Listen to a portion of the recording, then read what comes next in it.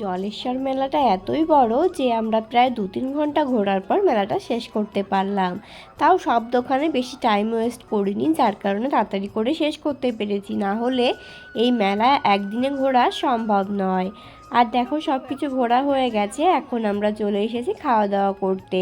তো আমি যেহেতু উপোস, আমি তো কিছুই খেতে পারবো না, আমি শুধুমাত্র একটা দই লস্যি খেয়েছিলাম। আর আমার ননদ আর বরমশাই ওরা খাচ্ছিল। আর এদিকে দেখো, এদিকে আমি একটা মন্দির দেখালাম, ওইখানে একটা পার্ক আছে। জলেশ্বর মন্দিরের ভিতরে এই পার্কটায় আমি একবার ঘুরেছি বিয়ের আগে। তো এই পার্কটা না খুবই সুন্দর।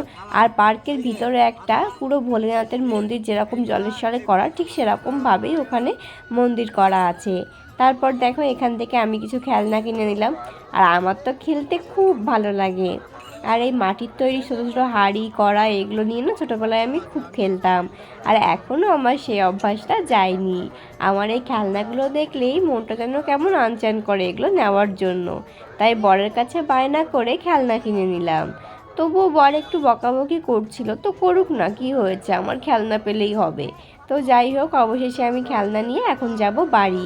অনেকটা ঘোরাঘুরি হলো, এখন জলেশ্বর বাবাকে টাটা করে আমরা বাড়ি চলে যাচ্ছি। মনটা যেন এখানেই পড়ে আছে, মনে হচ্ছে আরও কিছুক্ষণ থেকে যায়। কিন্তু বরমশাই বলল, না এবার বাড়ি যেতে হবে, উপোস আছে, অনেক কষ্ট হয়ে যাবে, চলো এবার বাড়ি চলো। তাই বলে দেখো আমরা এখন বাড়ি চলে আসছিলাম।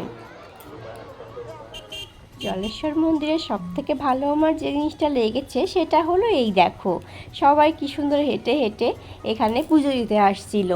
আমি এটা আগেও কখনো দেখিনি। আমি জানি যে তারকেশ্বরে সবাই এইভাবে হেঁটে হেঁটে এরকমভাবে যায় বাবার মাথায় জল ঢালতে, কিন্তু জলেশ্বরেও যে এরকমভাবে আসে আমি আগে কখনো দেখিনি।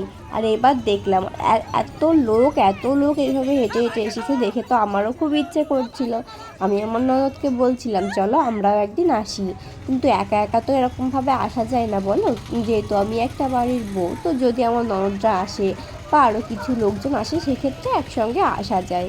আমি একা একাই হয়তো আসতে পারবো না, তাই সবাইকে বলছিলাম যদি কখনো ভগবান আমাকে এইভাবে আসার সুযোগ দেয় তবে অবশ্যই একবার চেষ্টা করব আমিও হেঁটে হেঁটে বাড়ির থেকে এসে বাবার মাথায় জল ঢালার।